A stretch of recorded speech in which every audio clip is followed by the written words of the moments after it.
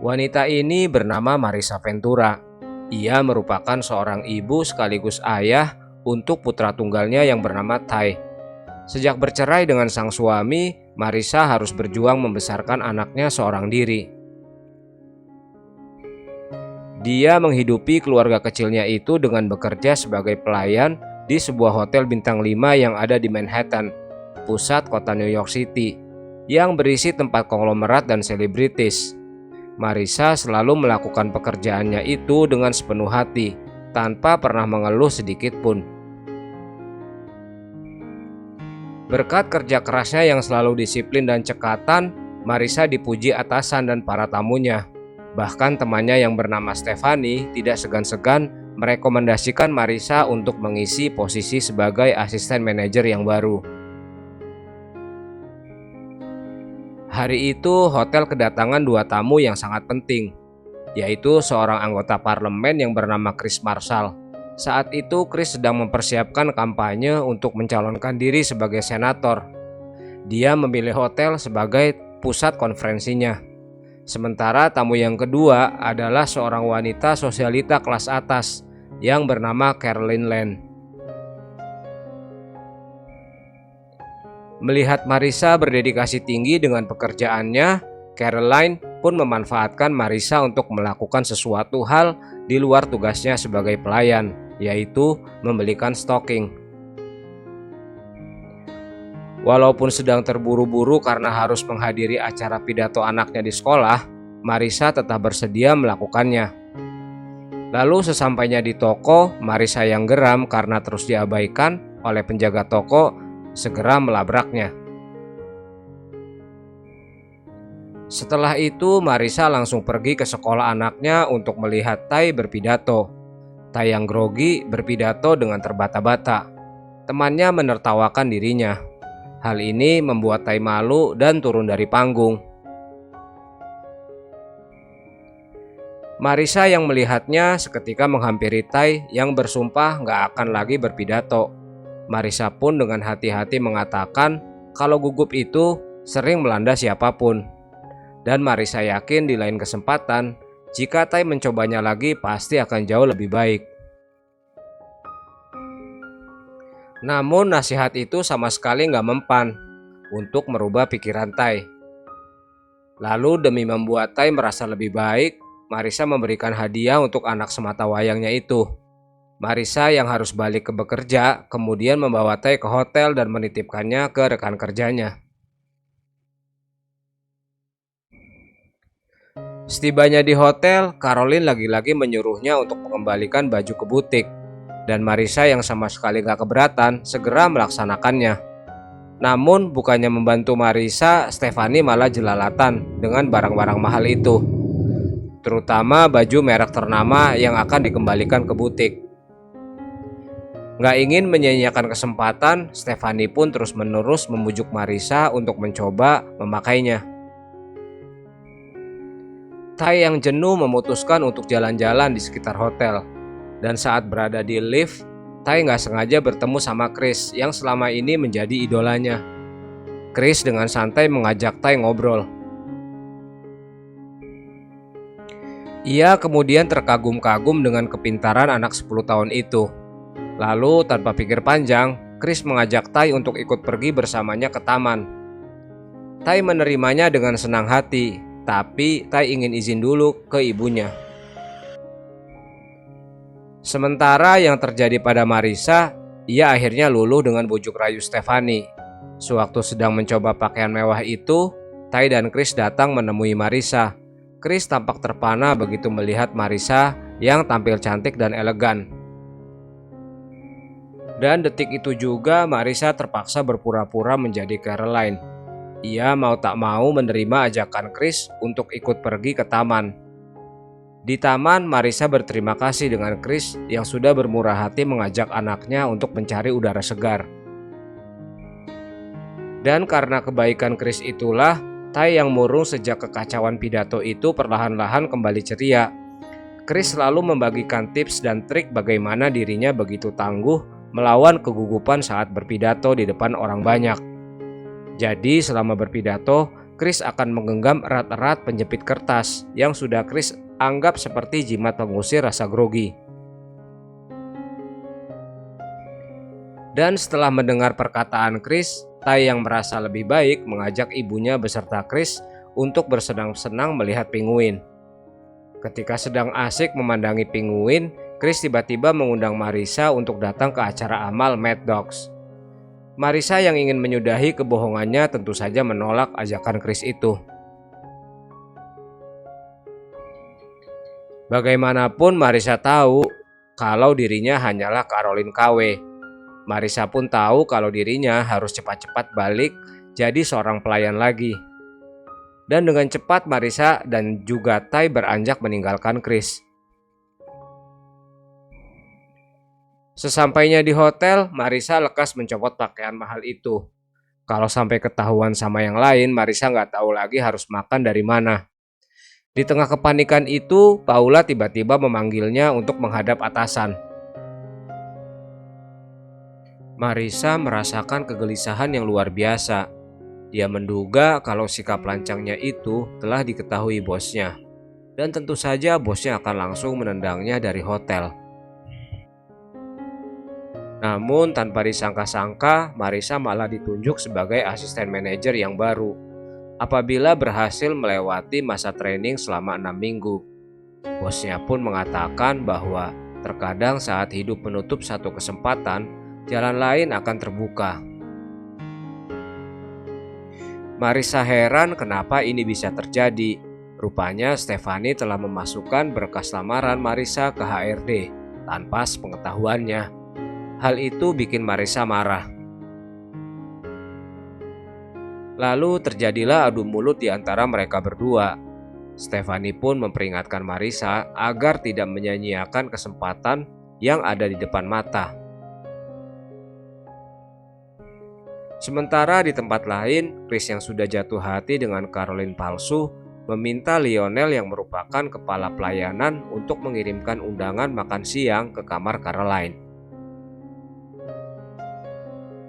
Dan keesokan harinya Marissa langsung terkejut saat mendapati dirinya dan Chris menjadi berita utama di koran. Marissa semakin takut kalau kedoknya akan ketahuan. Namun lagi dan lagi Stefani meyakinkan kalau semuanya akan baik-baik saja. Kabar itu pun sampai ke Chris dan Chris sama sekali nggak mempermasalahkan. Justru sekretarisnya lah yang bernama Jerry yang terus ribut akan berita itu. Itu karena Jerry takut image Chris akan buruk. Sementara itu, Caroline Ashley yang sedang galau ditinggal kekasihnya tiba-tiba keheranan, sekaligus senang saat mendapatkan undangan makan siang dari Chris.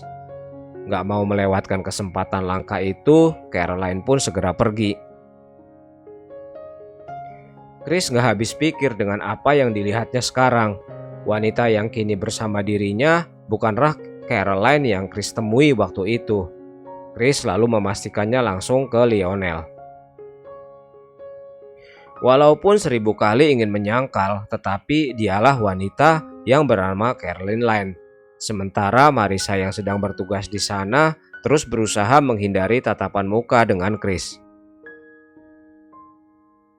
Seusai makan siang, Chris memberitahu Jerry kalau Caroline yang datang tadi bukanlah wanita yang ingin dia kencani.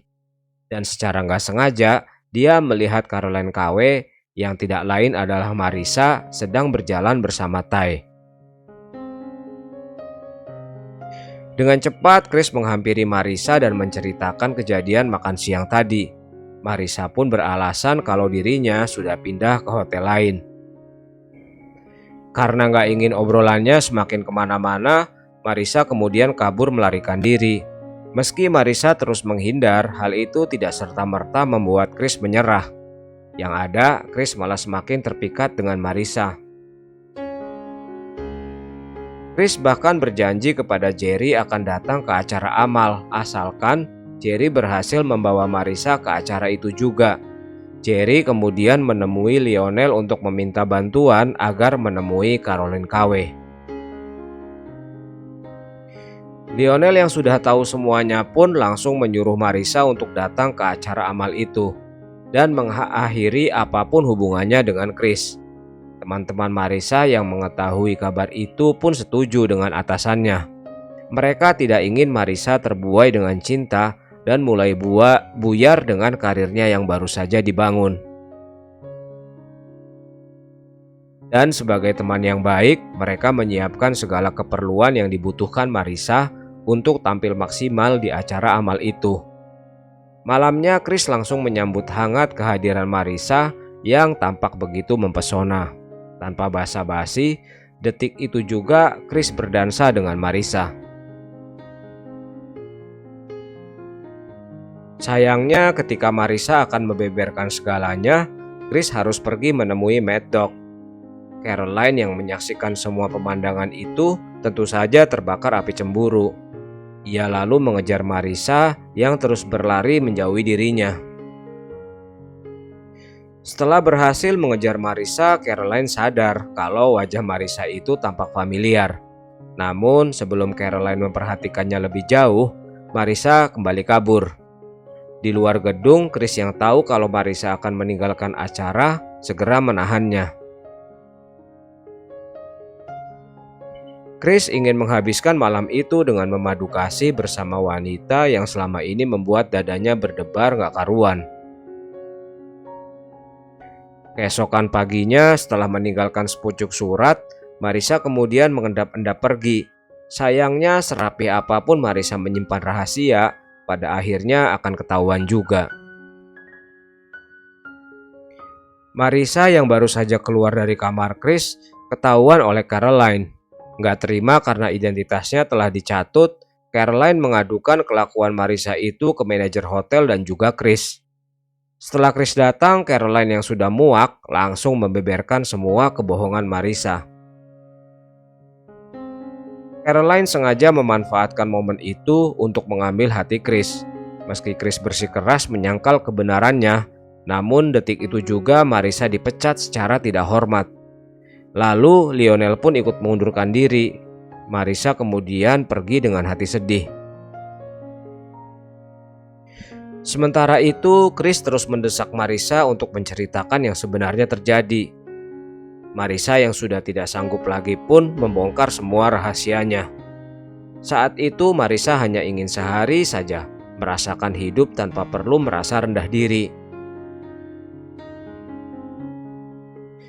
Hanya karena profesinya sebagai pelayan yang sering dianggap sebelah mata, namun sekeras apapun Marissa memungkiri realita, itu semua hanya akan memperjelas kalau Chris dan Marissa tidak akan pernah menjadi satu. Sebab perbedaan kasta yang seperti langit dan bumi itu membentang luas di antara mereka berdua. Marissa merasa hari itu adalah hari terburuknya sepanjang masa.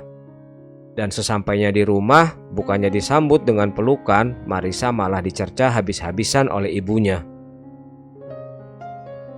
Rupanya ibunya sudah mengetahui kabar pemecatan itu. Ia menyuruh Marissa untuk bangun dari mimpi Cinderella-nya. Karena bagaimanapun segala cicilan dan perut yang keroncongan tidak akan bisa diisi dengan sebuah hayalan tingkat tinggi dari Marissa. Ibunya lalu menyuruh Marissa untuk bekerja dengan kerabatnya. Tapi Marissa dengan keras menolaknya. Marissa memang seorang pelayan di hotel, tapi dia bukanlah seorang pembantu. Marissa akan terus bekerja sesuai dengan pilihannya, gak peduli ibunya setuju atau enggak. Sejak kejadian itu, kehidupan Marissa selalu menjadi sorotan kamera dan incaran para wartawan. Gak tinggal diam, Chris pun meluruskan semuanya ke awak media bahwa dirinya dan Marissa hanyalah seorang teman. Chris berteman dengan siapapun tanpa pernah memandang status sosial. Chris tidak ingin perbedaan status sosial yang ada dalam pertemanannya itu menjadi bahan olok-olokan. Dan setelahnya semua mereda, Chris fokus dengan pencalonannya sebagai senator. Sementara Marissa sibuk menafkahi keluarganya dengan bekerja sebagai pelayan di hotel lainnya. Suatu hari, Tai nggak sengaja melihat berita kalau Chris akan mengadakan konferensi pers di hotel tempat ibunya kini bekerja. Tai yang hendak pergi ke sekolah tiba-tiba datang ke konferensi pers tersebut.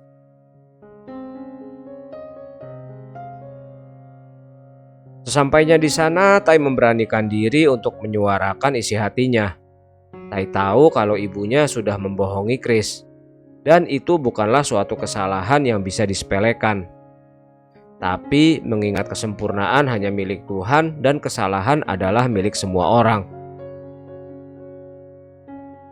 Tai dengan tulus meminta Chris untuk memaafkan dan memberikan kesempatan kedua pada ibunya. Chris pun mau memaafkan dan memberikan Marissa kesempatan kedua. Tai lalu mengantarkan Chris bertemu dengan ibunya. Mengingat rasa cintanya pada Marissa masih sama besarnya seperti dulu, Chris pun menyatakan perasaannya lagi. Sekalipun satu dunia menantang, Chris akan tetap mencintai Marissa dengan tulus tanpa syarat apapun. Tentu saja hal itu menggemparkan seluruh awak media dan menjadi kabar gembira bagi kerabat Marissa. Dan setahun kemudian, Chris terpilih menjadi seorang senator dan Marissa sukses menjadi manajer hotel. Mereka berdua pun hidup sebagai pasangan yang serasi. Terima kasih sudah menonton, sampai jumpa di film berikutnya.